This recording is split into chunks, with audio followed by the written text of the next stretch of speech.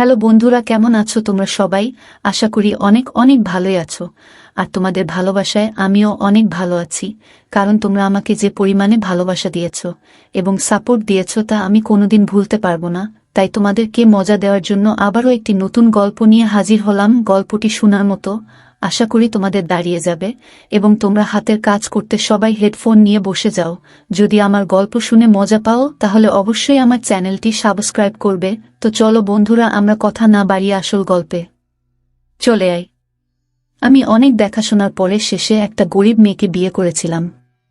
তার একটা 13 বছরের বোন ছিল। বিয়ের সময় আমার বউয়ের সাথে তার বোনও আমার বাড়িতে চলে আসে, আর সে সারাদিন আমার বউয়ের সাথে থাকত। এতে আমার অনেক রাগ হতো। সে রাতের বেলায়ও আমাদের ঘরে এসে ঘুমাত। একদিন আমি আমার বউয়ের উপর অনেক রাগ দেখালাম আর অন্য ঘরে গিয়ে দরজা বন্ধ করে দিলাম। তারপরে যখন আমি ওই ঘরে ঢুকলাম তখন আমার মনটা বেরিয়ে গেল, কারণ ওখানে তো বিয়ের প্রথম রাতে যখন আমি ঘরে আসি তখন আমি অনেক আনন্দে ছিলাম। আমি বিয়ের প্রথম রাতের উপহার তো এনেছিলামই, তার সাথেও ভালোবেসে আর একটা উপহার কিনে এনেছিলাম। আমি ওর জন্য ফুলের মালা কিনে এনেছিলাম, কারণ আমি জানতাম মেয়েদের এই ধরনের উপহার অনেক পছন্দ। কিন্তু যেই আমি আমার ঘরের দরজাটা খুললাম আমি অবাক হয়ে উঠলাম। সামনের দৃশ্যটা অনেক আশ্চর্যের। আমার বউয়ের 13 বছরের বোন তার সাথে বসেছিল আর সে কাঁদছিল। এ কান্না কোনো সাধারণ কান্না নয়, সে অনেক কাঁদছিল। সে আমার রিক্তাকে অনেক চিন্তায় ফেলে দিয়েছিল। রিক্তা তার বোনকে ধরে সান্ত্বনা দিচ্ছিল।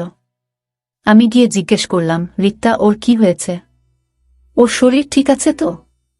রিক্তা বলে, হ্যাঁ ঠিক আছে। ও কাঁদছে কারণ আমি নতুন জীবন শুরু করতে চলেছি, তাই ওর মনে হচ্ছে ওকে দেখার আর কেউ নেই। ওকে দেখে আমার খারাপ মনে হয়। আমি এগিয়ে গিয়ে মীরার মাথায় হাত রেখে বলি, তোমার কোনো চিন্তা নেই। তুমি রিক্তার বোন হও, তার মানে তুমি আমারও বোন। তুমি আমাদের সাথে এই বাড়িতেই থাকবে। রিক্তা, তুমি এই কথাটা ওকে বলনি? রিক্তা বলে, হ্যাঁ আমি বলেছি, কিন্তু ও ছোট তো, ও ঠিক ভরসা পাচ্ছে না। কিছুদিন সময় দাও, ও ঠিক হয়ে যাবে। স্বামীর একটা কথা বলবো? আমি হেসে বলি, রিক্তা, তোমার অনুমতি নেওয়ার কোনো প্রয়োজন নেই। রিক্তা বলে, স্বামীরও কি আজ আমার সাথে ঘুমাতে পারে? যতদিন না ও স্বাবলম্বী হচ্ছে আমি ওকে ছাড়তে পারছি না। ও একা থাকতে অনেক ভয় পায়। মা বাবা এই পৃথিবী ছেড়ে চলে যাওয়ার পর থেকে ও ছোটখাটো ব্যাপারে ভয় পেয়ে নিজের শরীর খারাপ করে বসে। আমি বিয়ের পরে ওকে নিয়ে হাসপাতালে দৌড়াদৌড়ি করতে চাই না। আমি রিক্তার অসুবিধাটা বুঝতে পারি। আমি বলি, ঠিক আছে, তুমি আজ ওকে নিয়ে এই ঘরেই ঘুমিয়ে পড়ো। আমি বরং অন্য ঘরে গিয়ে ঘুমাচ্ছি। রিক্তা উঠে আমার কাছে এসে বলে, আপনার এই উপকার আমি কোনোদিন ভুলব না। আমি চিরকাল আপনার কাছে ঋণী থাকব। শুধু আপনাকে আর একটা অনুরোধ করছি, বাড়ির কেউ যেন জানতে না পারে যে আপনি অন্য ঘরে ঘুমাচ্ছেন।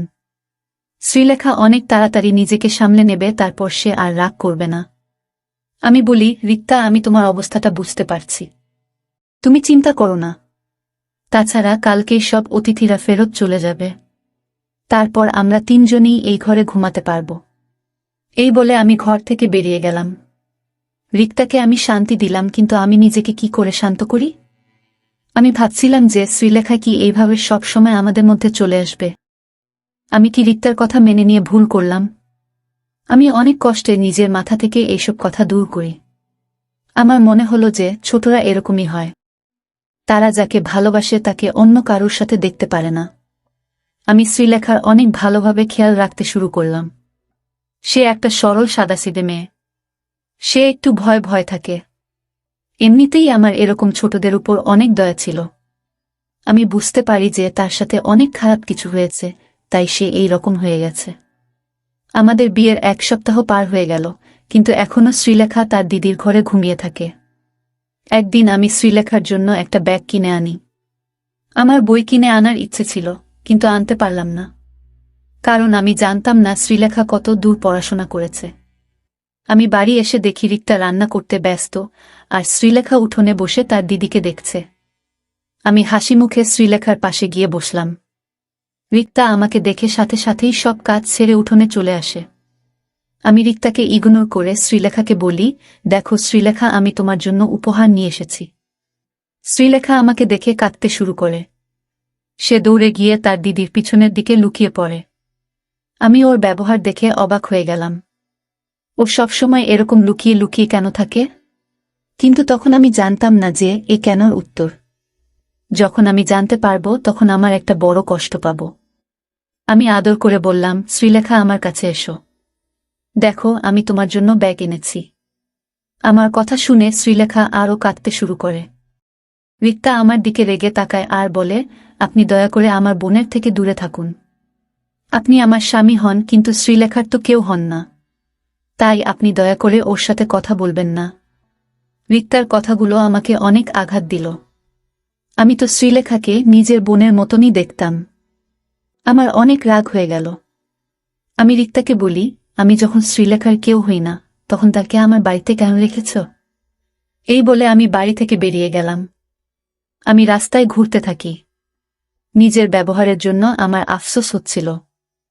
শ্রীলেখা তো আমার বাড়িতে থেকে যায়নি। আমি ওকে থাকতে বলেছি, তাই ও আছে। বাড়িতে তো আমরা তিনটে মাত্র লোক। ওরা আসার আগে আমার বাড়িটা একদম চুপচাপ আর ফাঁকা থাকত। আমার মা 2 বছর আগে এই পৃথিবী ছেড়ে চলে গেছেন। তারপর থেকে আমি একদম একা হয়ে গিয়েছিলাম। নিজের খেয়াল নিজেকেই রাখতে হতো। আমি বাড়িতে একা থাকতাম, তাই কোনো কাজের মেয়ে আমার বাড়িতে কাজ করতে চাইত না। আমার এক বন্ধু আমাকে বিয়ে করার পরামর্শ দেয়। আমি তাকে বলি আমার জন্য একটা পাত্রী খুঁজে দিতে। সে আমাকে বলে যে তার চেনা একটা গরিব মেয়ে আছে যার নাম রিক্তা। সে আমাকে বলেছিল যে রিক্তাকে বিয়ে করলে তার ছোট বোনকেও আমার বাড়িতে নিয়ে আসতে হবে। আমাকে তার দেখাশোনা করতে হবে। তার লেখাপড়ার খরচা দিতে হবে। তারপর ও যখন বড় হয়ে যাবে তখন একটা ভালো ছেলে দেখে তার বিয়ে দিয়ে দিতে হবে। আমিও উদার মনে রিক্তার বোনের দায়িত্ব নিতে রাজি হয়ে যাই। কারণ ভগবান আমাকে যা দিয়েছিল তাতে আমি অনায়াসে তার খাওয়া পড়া আর লেখাপড়ার খরচা চালাতে পারব। তখন কি আর আমি জানতাম যে শ্রীলেখা আর 5টা ছোটদের মতন নয়। সে একটু অন্যরকম। সে একদিন আমার গলার কাটা হয়ে উঠবে, যাকে আমি না গিলতে পারবো না ফেলতে পারবো। আমি ঠিক করলাম যে আমি কিছুদিন অপেক্ষা করব। দেখব যে শ্রীলেখার বোধ বুদ্ধি হয় কিনা। তারপর আমি কিছু একটা করব। আমি বাড়ি ফেরার আগে হোটেল থেকে খাবার কিনে নিয়ে গেলাম। আমি জানি যে রিক্তা আমার উপরে অনেক রেগে আছে। ওর রাগটা আমাকেই ভাঙাতে হবে। আমি যখন বাড়ির দরজার সামনে গিয়ে দাঁড়াই তখন শ্রীলেখার গলার আওয়াজ আমার কানে আসে। সে তার দিদিকে বলছিল, দিদি তোর কি এবার ছাড়াছাড়ি হয়ে যাবে? আর তুই আমার সাথে আমাদের বাড়িতে ফেরত চলে যাবি, যেখানে শুধু তুই আর আমি থাকব। তৃতীয় কোনো ব্যক্তিকে সহ্য করতে হবে না। রিক্তা রেগে গিয়ে শ্রীলেখাকে চুপ করতে বলে। শ্রীলেখা হাসতে শুরু করে আর বলে, এখন তো তোর রাগী স্বামীটা বাড়িতে নেই। এখন তুই আমাকে আমার আসল নাম ধরে ডাকতে পারিস। এই কথাটা শুনে আমি অনেক অবাক হলাম। শ্রীলেখার আরও একটা নাম আছে যেটা আমার থেকে লুকিয়ে রাখা হয়েছে। কিন্তু কেন? আমার মনে অনেকগুলো প্রশ্ন ঘুরপাক খাচ্ছিল, যার উত্তর আমার কাছে ছিল না। আমি দরজাটা খুলে বাড়ির ভিতরে ঢুকলাম। রিক্তা আমাকে দেখে দৌড়ে আসে আর বলে, আপনি কোথায় চলে গিয়েছিলেন? আমার আপনার জন্য অনেক চিন্তা হচ্ছিল। আমি এটা দেখে খুশি হলাম যে রিক্তা আমার উপরে রেগে নেই। আমরা যখন কথা বলছিলাম তখন শ্রীলেখা আবার কাঁদতে শুরু করে আর বলে, দিদি তুই এর সাথে কথা বলিস না। এ আমার দিকে রাগি রাগি চোখে তাকায়। তোর স্বামীটা অনেক খারাপ। রিক্তা সন্দেহের চোখে আমার দিকে তাকায়। আমি বলি, আমি কেন তোমার উপর রাগ করব শ্রীলেখা?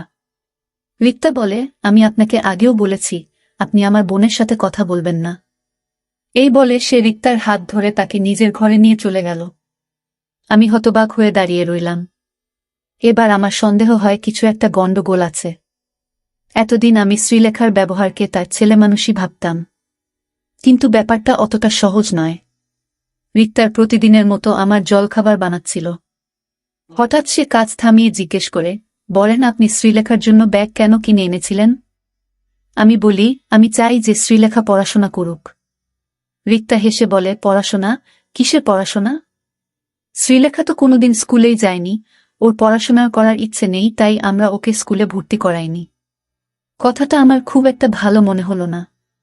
কিন্তু আমি আগে থেকেই রেগেছিলাম, তাই আর কথা বাড়ালাম না। আমি অফিসের জন্য বেরিয়ে গেলাম। কিন্তু শ্রীলেখার কথাগুলো আমার মাথায় ঘুরতে থাকে। তার অদ্ভুত রকমের আচরণ, আমাকে দেখে কেঁদে ফেলা, আর আমার আর রিক্তার ছাড়াছাড়িতে খুশি হওয়া, এইসব তো কোনো সাধারণ লক্ষণ নয়। আর শ্রীলেখা কোনো শিশুও নয়। সে 13 বছরের একটা মেয়ে। এই বয়সের মেয়েরা তো অনেক কিছু বোঝে। ব্যাপারটা অতটাও সহজ নয় যতটা আমি ভেবেছিলাম। বিকেলে যখন আমি বাড়ি ফিরে এলাম তখন শ্রীলেখা আমাকে রাগানোর অনেক রকম চেষ্টা করে। আমাকে দেখে অদ্ভুত রকমের আচরণ করতে শুরু করে। আমি যখন রিক্তার সাথে কথা বলতে যাই তখন সে রিক্তার হাত ধরে তাকে ঘরে নিয়ে চলে যায়। কিছুক্ষণ পরে রিক্তা বাইরে এসে আমাকে বলেন আপনি রাতের খাবারটা খেয়ে নিজের ঘরে চলে যান। তারপর আমরা 2 বোন খেতে বসব। শ্রীলেখা রাগ করে বসেছে যে যতক্ষণ আপনি বাইরে থাকবেন ততক্ষণ ও ঘরের বাইরে বেরোবে না। আমার তো অনেক রাগ হচ্ছিল, কিন্তু আমি কোন রকমে নিজেকে সামলে রিক্তাকে বললাম, ঠিক আছে শ্রীলেখা না হয় পরে খাবে, কিন্তু তুমি তো আমার সাথে বসে খাও। রিক্তার উত্তরে আমার মাথায় রাগ উঠিয়ে দিল। সে বলেন আপনি তো জানেন যে শ্রীলেখা কিরকম রাগী মেয়ে। ও হাঙ্গামা শুরু করবে, তাই আপনি আমার কথা মেনে নিন। এই বলে রিক্তা নিজের ঘরে চলে যায়। আমি আর নিজের রাগ সামলাতে পারলাম না। আমি নিজের ওপর নিয়ন্ত্রণ হারিয়ে ফেলি আর রিক্তার ঘরের দিকে যেতে থাকি। আমি রিক্তার আওয়াজ শুনতে পাচ্ছিলাম। সে শ্রীলেখাকে বলছিল, বাবার সাথে যদি তুইও এই পৃথিবী ছেড়ে চলে যেতিস তাহলে আমি শান্তি পেতাম। অন্তত আমার জীবনটা বেঁচে যেত। কে জানে তুই আমার কোনো পাপের শাস্তি। আমি দরজাটা খুলে ঘরের ভিতরে ঢুকে শ্রীলেখার হাত ধরে তাকে বাইরে নিয়ে এলাম। এটা দেখে রিক্তা অবাক হয়ে যায় আর বলেন আপনি আমার বোনকে কোথায় নিয়ে যাচ্ছেন? ওর হাতটা ছেড়ে দিন। মনে হচ্ছে আপনি নিজের মধ্যে নেই। সত্যি বলতে আমি নিজের মধ্যে ছিলাম না। আমার বোধ বুদ্ধি কাজ করছিল না। যদি করত তাহলে আমি এমনটা করতাম না। আমি শ্রীলেখাকে নিয়ে গিয়ে অন্য একটা ঘরে বন্ধ করে দিলাম। তারপর রিক্তার হাত ধরে তাকে আমার ঘরে নিয়ে এলাম। এসে আমি রিক্তাকে জিজ্ঞেস করলাম, আমাকে সত্যি করে বলো তোমার বোন এইরকম ব্যবহার কেন করে? রিক্তার চেহারার রং পরিবর্তন হয়ে গেছিল। সে কাঁদতে শুরু করে আর বলেন আপনার 2টি পায়ে পড়ি, আপনি আমার বোনকে ছেড়ে দিন। ও অনেক ভীতু। ও অনেক ভয় পেয়ে যাবে, ও শেষ হয়ে যাবে। ও একটা রাত তো দূরের কথা, একটা মুহূর্তে আমাকে ছাড়া থাকতে পারে না। আমি আওয়াজ করে বলি, কেন? আজকাল তো ছোট ছোট মেয়েরাও তাদের মাকে ছেড়ে থাকতে পারে। এ তোমার কি রকম বোন যে তোমাকে ছাড়া এক মুহূর্তে থাকতে পারে না? আমার এইসব একদম পছন্দ নয়, আর আমি আর এইসব সহ্য করব না। তুমি তোমার এইসব কান্নাকাটি বন্ধ করো। কিন্তু সে আরও কাঁদতে থাকে। আমি ঘরের বাইরে বেরিয়ে এসে ঘরে তালা দিলাম। তারপর নিজের ঘরে এসে দরজাটা বন্ধ করে দিলাম যাতে রিক্তা আর শ্রীলেখার আওয়াজ আমার কানে না আসে। 2 বোন মিলে দরজায় আওয়াজ করছে। মনে হচ্ছিল তারা পারলে দরজাটাই ভেঙে ফেলবে। বেশ কিছু ঘন্টা ধরে এটাই চলতে থাকে। কিন্তু ভোর হওয়ার কিছুক্ষণ আগে 2 জনেই থেমে যায়। 2টা ঘর থেকে কোনো আওয়াজ আসে না। আমি বাধ্য হয়ে শ্রীলেখার ঘরের দিকে গেলাম। আমি শ্রীলেখার কাছে ক্ষমা চেয়ে তাকে রিক্তার কাছে নিয়ে যেতে চেয়েছিলাম। কিন্তু যেই আমি শ্রীলেখার ঘরের দরজাটা খুললাম আমার হাত পা ঠান্ডা হয়ে গেল। কারণ ওই ঘরে তো একটা ছেলে বসে আছে। আমি কাছে যেতেই সে ভয় পেয়ে কাঁদতে শুরু করে। আমি তাকে বলি আমার সামনে চোখের জল ফেলে কোনো লাভ হবে না। সত্যি করে বলো তুমি কে? আর শ্রীলেখা কোথায়? ছেলেটা কাঁদতে কাঁদতে বলে, আমি যদি আমার সত্যিটা আপনাকে বলি তাহলে আপনি আমাকে বিক্রি করে দেবেন না তো? শুনে আমি অবাক হয়ে গেলাম। বললাম, না না, আমি কেন তোমাকে বিক্রি করে দেব? এই শুনে ছেলেটা একটু শান্তি পেল আর সোফায় গিয়ে বসে পড়ল। তার মুখে একটা উজ্জ্বল ভাব দেখলাম। সে বলে, যখন আমি এই পৃথিবীতে এসেছিলাম তখন আমার বাড়িতে শোক পালন করা হয়েছিল। মনে হয়েছিল যেন আমি জন্মাইনি, আমি এই পৃথিবী ছেড়ে চলে গেছি। আমি যখন বড় হতে থাকি তখন আশেপাশে অনেক অন্যায় দেখেছি। আমার বাবা আমার মাকে মেরে মেরে শেষ করে দিত। বাবা আমার দিকে তাকিয়ে মাকে বলতো, এর থেকে ভালো হতো যদি তোর কোনো সন্তান না হতো। কিন্তু এটা তুই কাকে এই পৃথিবীতে এসেছিলি? বাবার কথা শুনে আমি আয়নার সামনে এসে দাঁড়াতাম। রিক্তা বলতো যে বাবার কথায় কান না দিতে। আমি নাকি অনেক ভালো দেখতে। কিন্তু আমি যদি ভালো হই তাহলে আমার জন্য মাকে কেন মার খেতে হয়? আমি রিক্তার কাছে টাকা চাইলে সে আমাকে 2 টাকার নোট ধরিয়ে দিত। আমি দৌড়ে দোকানে গিয়ে মায়ের জন্য আমার পছন্দ মতন টফি কিনে আনতাম। এসে মাকে সেটা খাওয়াতাম আর বলতাম, মা এটা খেয়ে নাও, তুমি আরাম পাবে। মা আমাকে ধরে ফুপিয়ে ফুপিয়ে কাঁদত। তখন আমি অনেক ছোট ছিলাম। আমার বয়সী ছেলেরা সারাদিন খেলে বেড়াত, কিন্তু আমার খেলতে ভালো মনে হতো না। আমি সারাদিন বাড়িতে বসে মাকে পাহারা দিতাম, যাতে বাবা এসে আবার মাকে না মারে। কিন্তু আমি অনেক চেষ্টা করা সত্ত্বেও ৩-৪ দিন পর পরই মা বাবার হাতে মার খেত। আমি আমার ছোট ছোট হাত দিয়ে মায়ের পায়ে ম্যাসাজ করে দিতাম যাতে মা আরাম পায়। কিন্তু মা নিজের যন্ত্রণা ভুলে আমার ছোট ছোট হাতে আদর খেত আর কাঁদত। মা বলতো, আমার মার খেতে কষ্ট হয় না, তোর এইসব আচরণ দেখে আমার কষ্ট হয়। একদিন মা বাজার থেকে আমার জন্য একটা সাইকেল কিনে আনে আর বলে, তুই তো বাইরে খেলতে যাস না, তাই বাড়িতেই তোর খেলার জিনিস এনে দিয়েছি। আমি সাইকেলটা পেয়ে অনেক খুশি ছিলাম। আমি খুশি হয়ে মাকে আদর খাই। তারপর থেকে রোজ রোদের মধ্যে আমি সাইকেল চালিয়ে বেড়াতাম। মা বলতো, এই শেষবার তোকে আমি রোদে খেলতে দিচ্ছি, এরপর থেকে তোকে আর রোদে বের হতে দেব না। আমি কিছুক্ষণ পর পরই সাইকেল থেকে নেমে সাইকেলটাকে আমার পোশাক দিয়ে দিয়ে মুছতাম যাতে ওটা সব সময় নতুন মনে হয়। একদিন রাতে যখন বাবা বাড়ি ফেরে তখন আমি সাইকেল থেকে ঝুলছিলাম। বাবা জিজ্ঞেস করে, ওকে এই সাইকেলটা কে কিনে দিয়েছে? বাবা আমাকে 2টা মেরে আমাকে সাইকেল থেকে নামিয়ে আনে। তারপর কুড়াল দিয়ে সাইকেলটা ভেঙে দেয়। এটা দেখে আমার চোখে জল চলে আসে। আমি রাতে না খেয়ে ঘুমাতে চলে গেলাম। রাতে মা আমার ঘরে আসে, আমার পাশে বসে বলে, বাবু, আজ তোর সাথে আমার কিছু কথা আছে। তোর এখন 4.5 বছর বয়স হয়ে গেছে, তুই এখন অনেক কিছু বুঝিস। এখন তোর মা তোকে সব কথা বলতে পারে, তাই না? আমি মাথা নাড়লাম। মা আমাকে জিজ্ঞেস করে, তোর দিদির নাম কি? আমি বলি, রিক্তা। মা বলে, আর তোর নাম কি? আমি চুপ করে যাই। আমি বলি, বাবা আমাকে কমজাত বলে, তুমি আমাকে বাবু বলো। এর মধ্যে আমার নাম কোনটা? আমার মায়ের চোখ সবসময় ছল ছল করত, আজও তার চোখে পানি দেখতে পাই। মা বলে, তোর কোনো নামই নেই। তোর 4.5 বছর বয়স হয়ে গেল, কিন্তু এখনো আমি ঠিক করতে পারলাম না যে তোর কি নাম রাখব। বুঝতে পারছি না তোকে ছেলেদের নাম দেব না মেয়েদের নাম। আমি বলি, আমাকে মেয়েদের নাম কেন দেবে? আমি তো ছেলে। তারপর মা মাথা নেড়ে বলে, না, তুই ছেলে মেয়ে কোনোটাই নোস। তুই হলি তৃতীয় মানুষ, থার্ড জেন্ডার। তখন আমার বয়স অনেক কম ছিল, তাই আমি মায়ের কথা ঠিক বুঝতে পারলাম না। মা বলে, আমি তোকে ছেলেদের নাম দেব না, কারণ তুই যখন বাইরে বেরোবি তখন লোকে অনেকটা কথা বলবে। আমি তোর নাম শ্রীলেখা রাখব। তুই যখন বাইরে বেরোবি তখন মাথায় ঘোমটা দিয়ে বেরোবি, আর চেষ্টা করবি সবসময় বাড়িতেই থাকার, কারণ বাড়ির ভিতরে তুই সব থেকে বেশি নিরাপদ থাকবি। আমি রেগে গিয়ে বলি, না, আমি ঘোমটা দেব না, আমি ছেলে। মা বলে, আমার কাছে একদম সময় নেই বাবা, না হলে তোর সব কষ্ট আমি নিজে নিয়ে নিতাম, কিন্তু এখন আমাকে এক জায়গায় যেতে হবে। আমি মাকে ধরে কাঁদতে কাঁদতে বললাম, আমাকেও তোমার সাথে নিয়ে চলো মা। মাও আমাকে ধরে অনেক কাঁদে। তারপর আমি যখন ঘুমিয়ে পড়ি তখন আমাকে রিক্তার কাছে শুইয়ে দিয়ে মা চলে যায়। সকালে আওয়াজের শব্দে আমার ঘুম ভাঙে। রিক্তা অনেক কাঁদছিল। আমি যখন বাইরে আসি তখন দেখি মা শুয়ে আছে। রিক্তা আমাকে ধরে কাঁদতে কাঁদতে বলে, মা আর নেই। আমি তার মাথায় মেরে বলি, চুপ করো, মা ঘুমোচ্ছে, মায় উঠে যাবে। রিক্তা আমাকে ঘরে নিয়ে গিয়ে আমার মাথায় পোশাক দিয়ে বলে, আজ থেকে তুই শ্রীলেখা। তোর মায়ের কথা মনে আছে তো? আমি মাথা নাড়লাম। রিক্তার থেকে 3 টাকা নিয়ে আমি দোকানে গিয়ে মায়ের জন্য টফি কিনে আনলাম। টফিটাকে পকেটে রেখে ঘুরতে থাকলাম, কিন্তু মা আর ঘুম থেকে উঠল না। গ্রামের সব মহিলারা এসে জড়ো হয়েছিল। তারা মাকে তার খাটে শুয়ে নিয়ে চলে গেল। আমি তাদের সাথে সাথেই যেতে থাকলাম আর বলতে থাকলাম, আমার মাকে কোথায় নিয়ে যাচ্ছ? মাকে ছেড়ে দাও। আমি মায়ের জন্য টফি নিয়ে এসেছি। আমি অনেক ছোট ছিলাম, তাই আমার কণ্ঠের আওয়াজ কারোর কানে এলো না। আমি তাদের পা ধরে বলতে থাকলাম, আমার মাকে নিচে নামাও। মা সকাল থেকে কিছু খায়নি। মায়ের অনেক ক্ষুধা পেয়েছে। টফিটা আমার পকেটেই রয়ে গেল, কিন্তু মা আর ফিরে এলো না। আমি অনেক কান্নাকাটি করলাম, কিন্তু কেউ আমার কথা শুনল না।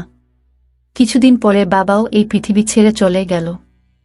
তারপর আমরা কাকার বাড়িতে চলে গেলাম। কাকা ও বাবার মতন ছিল। আমার উপরে অনেক অত্যাচার করত। আমাকে প্রায় মারত আর বলতো, আমি তোকে গুরুর কাছে পাঠিয়ে দেব। তখন রিক্তা আমার পাশে দাঁড়াত। কাকার ছেলে আমাকে নিয়ে মজা করত আর বলতো, তুই তো তৃতীয় শ্রেণীর মানুষ, একটু নেচে দেখা না। এই বলে সে আর কাকা অনেক হাসত। আমি অনেক ভয় পেয়ে যেতাম। রিক্তা আমাকে বাঁচাত। তারপর রিক্তার বিয়ে আপনার সাথে হয়ে যায়। আপনাকে দেখে আমার ভয় পায়। যদি আপনিও আমাকে গুরুর কাছে বেছে দেন। রিক্তা বলে যে আপনি ভালো মানুষ, আপনি এমনটা করবেন না। কিন্তু আমার মনের মধ্যে একটা ভয় বাসা বেঁধে রয়েছে। এখন তো আপনি সবকিছু জেনে গেছেন। এবার বলুন, আপনি আমাকে ঘরে বন্ধ করে রাখবেন না তো? আমার চোখ দিয়ে পানি পড়তে থাকে। আমি তাড়াতাড়ি উঠে বাইরে গিয়ে রিক্তার ঘরের দরজাটা খুলে দিলাম। তার পায়ের কাছে বসে আমি ক্ষমা চাইতে থাকলাম। রিক্তা ও অনেক কাঁদছিল। সে বলে, কিসের ক্ষমা? আপনি তো আমাদের মতন অসহায় মানুষদের আশ্রয় দিয়েছেন। তারপর থেকে আমি আর রিক্তা শ্রীলেখাকে মানসিক ডাক্তারের কাছে নিয়ে যেতে শুরু করলাম। ওর মন থেকে ছোটবেলার ভয়টা দূর করা কঠিন ছিল, কিন্তু এখন সব ঠিক হয়ে গেছে। আমি শ্রীলেখার পড়াশোনা চালু করে দিয়েছি। আমি আর রিক্তা একটা সুখের জীবন পার করছি, আর শ্রীলেখাও সাধারণ জীবনে ফিরে আসছিল। আমি নিজের কাছে ওয়াদা করেছিলাম যে আমি শ্রীলেখাকে একটা সুন্দর ভবিষ্যতের জীবন দেব। বন্ধুরা, আজকের ভিডিওটা এখানেই শেষ করলাম। অনেক কষ্ট করে ভিডিওটি আপনাদের জন্য বানিয়েছি। যদি ভিডিওটি আপনাদের ভালো লেগে থাকে তাহলে একটা লাইক করবেন এবং চ্যানেলটি অবশ্যই সাবস্ক্রাইব করবেন। এই আশা ব্যক্ত রেখে আপনাদের কাছ থেকে বিদায় নিচ্ছি আমি। দেখা হবে আগামীকালের নতুন কোনো ভিডিওতে। সে পর্যন্ত সবাই ভালো থাকুন, সুস্থ থাকুন। ধন্যবাদ।